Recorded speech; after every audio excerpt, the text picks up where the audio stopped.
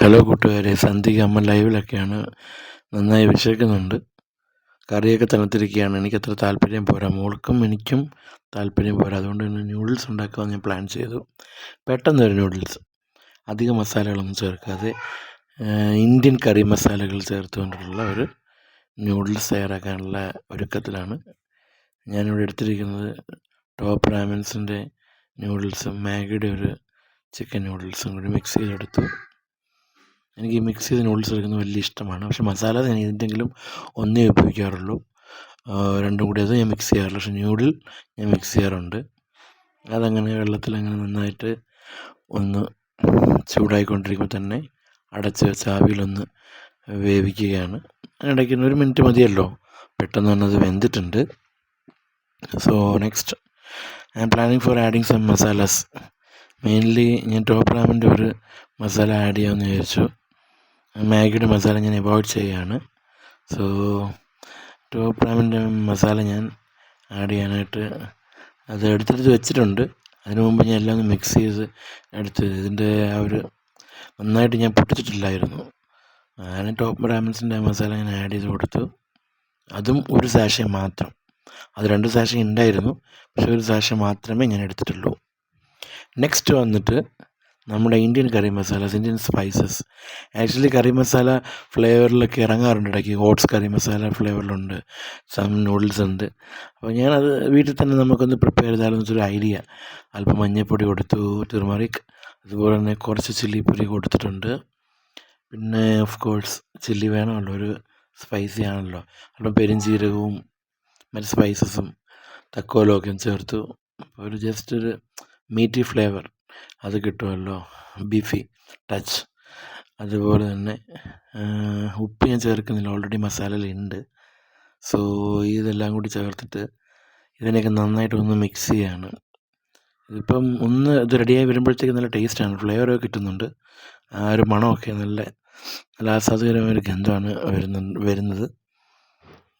പിന്നുള്ള പ്രശ്നം എന്ന് വെച്ച് കഴിഞ്ഞാൽ എനിക്കിത് മിക്സ് ചെയ്യുമ്പോൾ വല്ലാത്ത ഇതാണ്. ഒറ്റ സ്പൂൺ കൊണ്ട് ചെയ്യാൻ വളരെ പാടാണ്. ഞാനപ്പോൾ എപ്പോഴും ഇങ്ങനെയാണ് മിക്സ് ചെയ്യുന്നത്. അതൊരു ഈസി ആയിട്ട് എനിക്ക് തോന്നാറുണ്ട്. എല്ലാം ഒന്ന് കുറുകി വന്നപ്പോൾ ഞാൻ മുട്ട, നല്ല നാടൻ കോഴിമുട്ട 3 എണ്ണം, മമ്മിക്ക് 1, എനിക്ക് 1, ഇസബെല്ലയ്ക്ക്. നന്നുവിന് ഓൾറെഡി മുട്ട കൊടുത്തിട്ടുണ്ടായിരുന്നു, അപ്പോൾ അവൻ ഞാൻ എടുക്കുന്നില്ല. മാത്രമല്ല ന്യൂഡിൽസ് ഒന്നും അവന് കുടിക്കാനുള്ള ഒരു ഇതായിട്ടില്ലല്ലോ. അങ്ങനെ 3 മുട്ട കൂടി ചേർക്കുകയാണ്. മമ്മി ലൈവിലാണ് ഇപ്പം, ആ സമയത്ത് ഞാനിവിടെ ചെയ്യുകയാണ്. നമ്മളങ്ങനെ മുട്ട കൂടി ചേർത്തുകൊണ്ട് സ്ലിമ്മിലങ്ങനെ ഇവരൊന്ന് ബേക്കിംഗ് ചെയ്യുന്ന ഒരു മോഡലിൽ. എൻ്റെ ഫ്രണ്ട്സൊക്കെ ചീസൊക്കെ ചേർക്കുന്നത് ഇതുപോലെ ബേക്ക് ചെയ്യാറുണ്ടല്ലോ. നോക്ക്, ഗൾഫിലൊക്കെ ബേക്ക് ചെയ്യാറുണ്ട്. നോക്ക്, ഞാൻ കുറച്ച് ക്യാരറ്റും കുറച്ച് പച്ചമുളകും തക്കാളിയും കൂടി ഒന്ന് നന്നായിട്ട് ക്രഷ് ചെയ്തെടുക്കുകയാണ്. നന്നായിട്ടൊന്ന് ക്രഷ് ചെയ്തെടുത്തു. എരിവുള്ള പച്ചമുളകാണ്, ക്യാരറ്റ്, തക്കാളി. ഞാൻ ഉള്ളി എടുക്കുന്നില്ല, വെളുത്തുള്ളി എടുക്കുന്നില്ല. ജസ്റ്റ് ഇത് ആവിയിൽ നന്നായിട്ട് ബോയിൽഡായി വരുന്ന എഗ്ഗും നല്ല രീതിയിൽ വെന്തിരിക്കുന്ന നമ്മുടെ ന്യൂഡിൽസിലേക്ക് ജസ്റ്റ് സ്പൈസൊക്കെ ഒന്ന് അറേഞ്ച് ചെയ്തിട്ട് നല്ല രീതിയിൽ നമ്മളുടെ അടിച്ചു വച്ചിരിക്കുന്ന ക്രഷ്ഡ് വെജീസും കൂടി ഒന്ന് മിക്സ് ചെയ്ത് കൊടുക്കുകയാണ്. കണ്ടില്ലേ, ഇപ്പോൾ സ്പൈസി യമ്മി ന്യൂഡിൽസ് അങ്ങനെ റെഡി ആയിക്കൊണ്ടിരിക്കുകയാണ്.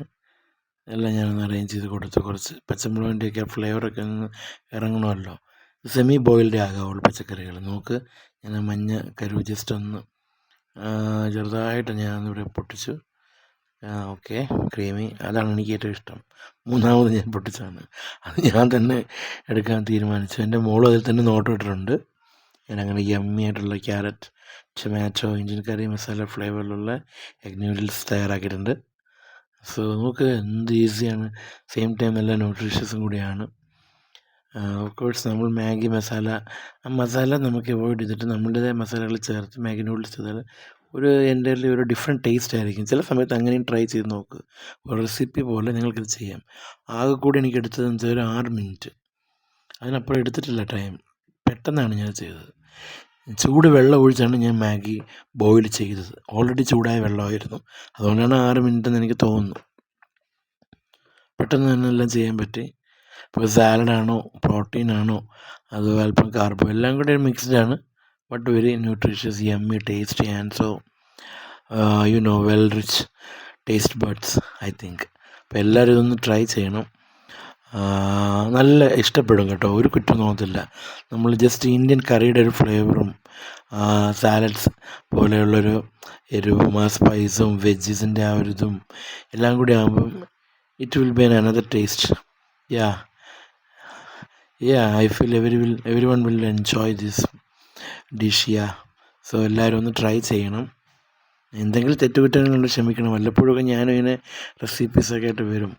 കുറേ ഡിപ്രസ്ഡാണ് 2-3 ദിവസമായിട്ട്. എൻ്റെ ഒരു ബെസ്റ്റ് ഫ്രണ്ടിൻ്റെ കുറച്ച് കാര്യങ്ങൾ ഓർത്തിട്ട് കുറച്ച് ഡിപ്രഷനുണ്ട്. പ്രാർത്ഥിക്കുന്നുണ്ട് എൻ്റെ ബെസ്റ്റ് ഫ്രണ്ടിന് വേണ്ടി, ഫാമിലിക്ക് വേണ്ടി. ഈ ന്യൂഡിൽ പോലും കഴിക്കാനുള്ള ഒരു മനസ്സില്ല. സംടൈം ഭയങ്കര ഡിപ്രഷൻസ് ഉണ്ട് ഈ സമയത്ത്. നല്ല ദേഷ്യമുള്ള സമയമാണ്. അതിനെല്ലാം ഓവർകം ചെയ്യാനായിട്ട് ഞാൻ പ്രെയർ ചെയ്യാറുണ്ട്. അതിനോടൊപ്പം തന്നെ എനിക്ക് ചോറ് ഒന്നും പിടിക്കുന്നില്ല. അപ്പോൾ ഒരു ഡിഫറെൻ്റ് ആയിട്ടുള്ളൊരു സംഭവം ഉണ്ടാക്കിയതാണ്. Thank you.